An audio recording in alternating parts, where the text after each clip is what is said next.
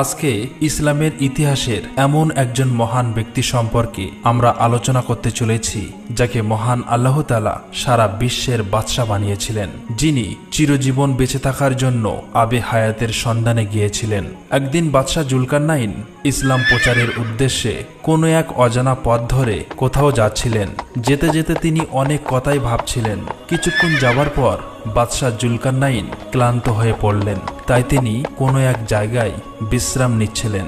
মনে মনে ভাবছিলেন কিভাবে সারা দুনিয়ায় ইসলাম ধর্ম প্রচার করা যায়, কিভাবে পৃথিবীর পূর্ব থেকে পশ্চিমে আল্লাহর তৌহিদের বাণী ছড়িয়ে দেওয়া যায়। এদিকে আসমানের এক ফেরেশতার সাথে জুলকারনাইনের মাঝে মাঝে কথাবার্তা হতো।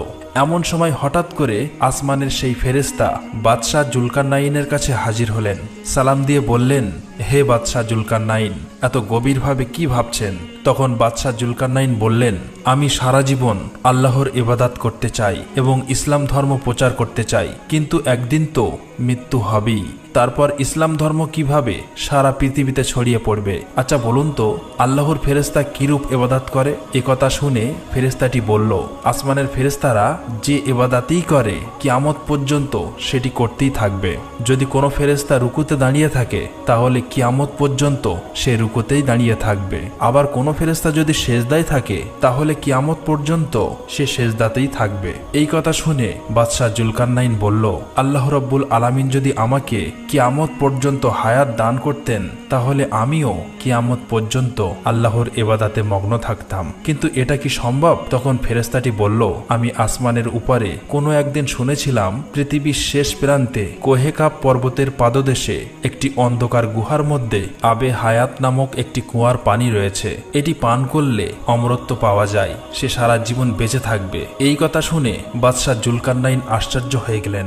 অতঃপর ফেরেশতাটি সালাম গ্রহণ করে বিদায় নিলেন। এবার বাদশাহ জুলকারনাইন চিন্তা করতে করতে রাজ দরবারের দিকে ফিরে আসতে লাগলেন। আল্লাহ রাব্বুল আলামিন বাদশাহ জুলকারনাইনকে সারা পৃথিবীর বাদশা বানিয়েছিলেন। তিনি পৃথিবীর পূর্ব থেকে পশ্চিমে ভ্রমণ করেছিলেন। পরের দিন বাদশাহ জুলকারনাইন রাজ দরবারে একটি জরুরি মিটিংয়ের আয়োজন করলেন। বাদশাহ জুলকারনাইনের প্রধান উপদেষ্টা ছিলেন খিজির আলাইহিস সালাম, আর ছিলেন আল্লাহর প্রিয় লোকমান হাকিম, আরও ছিলেন জ্ঞানী গুণী আল্লাহওয়ালা বুজুর্গ দরবেশ। বাদশাহ জুলকারনাইন তখন সবাইকে জিজ্ঞেস করলেন, আবে হায়াতের পানি সম্পর্কে আপনারা কি কেউ কিছু জানেন? তাহলে বলুন।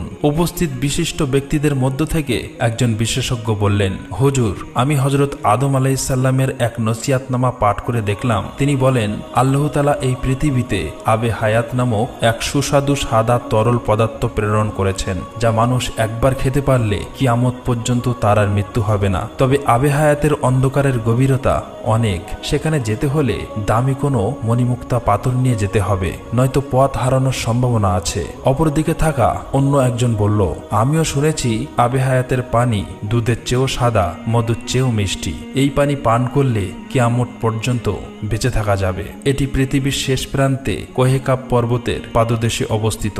তখন বাদশাহ জুলকারনাইন বলল, আমার রাজত্বের ক্ষমতা ও দায়িত্ব আপনাদের কাছে দিয়ে আমি আবে হায়াতের সন্ধানে যেতে চাই। অতঃপর বাদশাহ জুলকারনাইন একজন দায়িত্বশীল ব্যক্তির নিকট রাজ্য পরিচালনার দায়িত্ব দিয়ে 12 বছরের জন্য আবে হায়াতের সন্ধানে বেরিয়ে পড়ার প্রস্তুতি নেন। হযরত খিজির আলাইহিস সালামকে কাফেলার প্রধান নিযুক্ত করেন। অন্ধকার দেশে আলোর প্রয়োজন, তাই বাদশাহ জুলকারনাইন রাজকোষ থেকে 2টি উজ্জ্বল মানিক নিয়ে একটি খিজির আলাইহিস সালামকে দিয়ে দিলেন এবং আরেকটি নিজে রেখে দিলেন। অতঃপর খিজির আলাইহিস সালাম তার সৈন্যসহ প্রয়োজনীয় খাবার নিয়ে আবে হায়াতের সন্ধানে বেরিয়ে পড়লেন।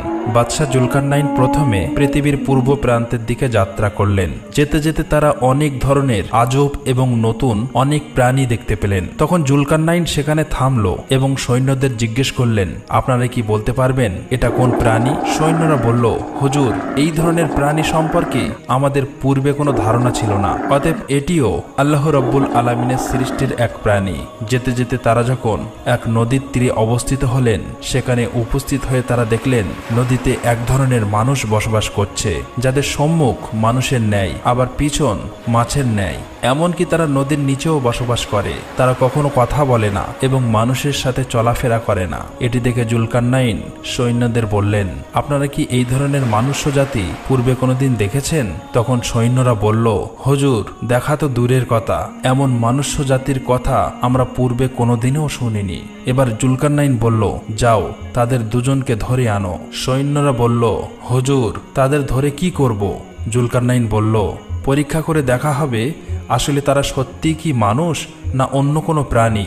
জুলকারনাইনের কথা মতো সৈন্যরা তাদের কাছে গেল, কিন্তু তারা কোনো প্রতিবাদ করল না, চুপচাপ ওখানেই বসেছিল।